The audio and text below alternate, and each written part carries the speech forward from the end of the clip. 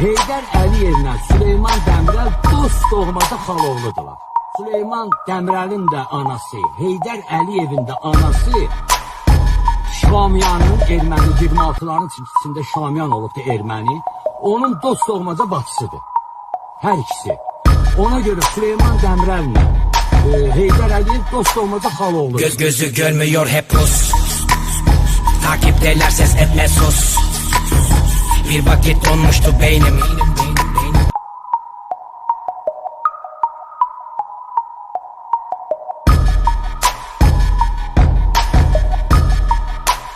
Göz gözü görmüyor hep pus.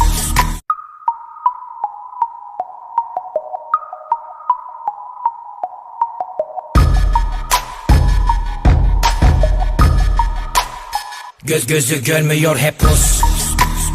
Takipteler ses etme sus. Bir vakit donmuştu beynim. Düzlükteyken bitmiş seyrim. Göz gözü görmüyor hep pus. Takipteler ses etme sus.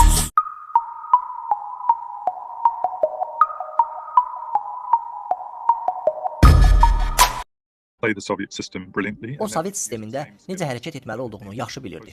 Misal üçün, Heydər Əliyev ermənilərin düşməni hesab edilsə də, o həm də ermənilərlə yaxşı münasibət qurmağı bacarırdı.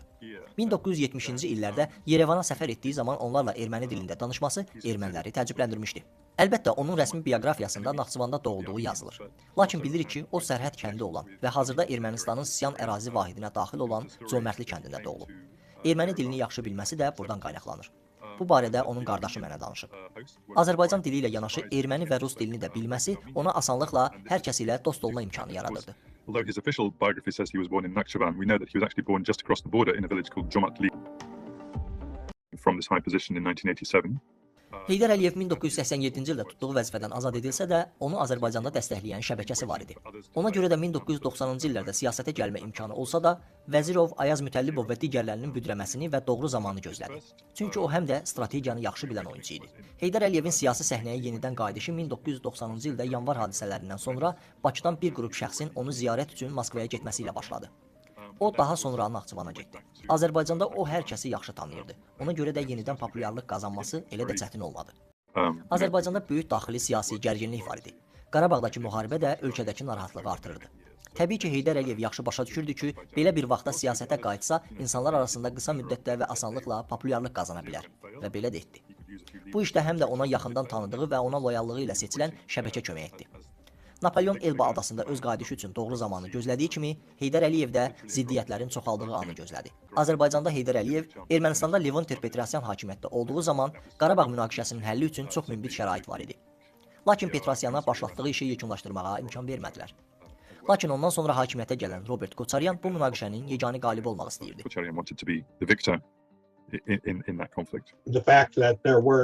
Prezident Levon Ter-Petrosyanla Heydər Əliyevin çox isti münasibətləri var idi. Bundan əlavə onların müşavirləri olan Vəfa Quluzadə və Jirard Libaridyan arasında da həm rəsmi, həm də qeyri-rəsmi formada səmimi münasibətlər mövcud idi. Hazırki vəziyyətdən fərqli olaraq o vaxt liderlər arasında olan mehriban münasibətlər həm münaqişəni həll etməyə, həm də xalqları yaxınlaşdırmaq baxımından böyük imkan yaradırdı.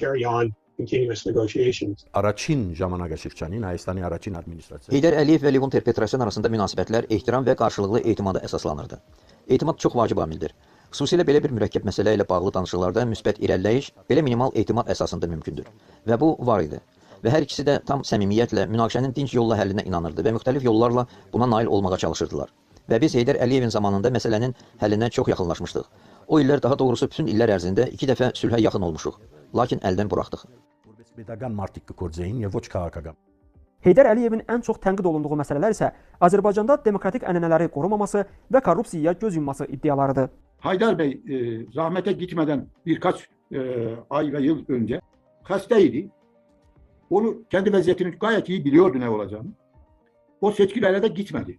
Ancak İlhan Bey'i şeye getirdi, başbakanlığa getirdi. Ondan sonra da işte biliyorsunuz zaten Azerbaycan bürokrasisi, Azerbaycan hakimiyeti o vakti yani 2002 yılında tamamıyla Haydar Bey'in takımıydı. Demokrasi kalmadı. Öylece İlhan Bey de seçilmiş oldu. Yani bir tayfa devamlılığı oldu. Toward the end of his time Onun hakimiyyətinin son illərinə yaxın Azərbaycanda korrupsiya halları da olduqca artdı və Heydər Əliyev bunun qarşısını almağa həvəs göstərmirdi. Çünki neft şirkətlərindən gələn gəlirləri hakim təbəqə və nazirlər arasında paylaşdıraraq onların hakimiyyətə sadiqliyini garantiya altına almağa çalışırdı. Someone who brought both stability and, authoritarian rule. Heydər Əliyev Azərbaycana sabitliklə yanaşı avtoritarlığı gətirən güclü əl idi. Jurnalist Arkadi Vaksberg 1991-ci ildə çap etdirdiyi Sovet mafiyası kitabında yazırdı ki, SSR-də ən çox korrupsiyaya məruz qalan və mafiyanın olduğu iki ölkə var idi. Onlardan biri Özbəkistan, digəri isə Azərbaycan idi. Əlbəttə, Azərbaycanda korrupsiya 1970 və 1980-ci illərdə gücləndi və həmin vaxt Heydər Əliyev Sovet sisteminin mərkəzində yer alırdı. Heydər Əliyevin NKVD kimi tanınan Daxili İşlər Komissarlığındakı iş təcrübəsini də nəzərə alsaq, onun amansız olduğunu, qəddar olduğunu da bura əlavə edə bilərik. Ona görə də müstəqil Azərbaycanın Heydər Əliyev erasında hökumətin feodal formada qurulduğunu, monarxın ən yuxarıda, xalqın isə ən aşağıda olduğunu görürük. The monarch at the top and the subjects underneath, who were more subjects than citizens. That for sure dates also to the Heydar Aliyev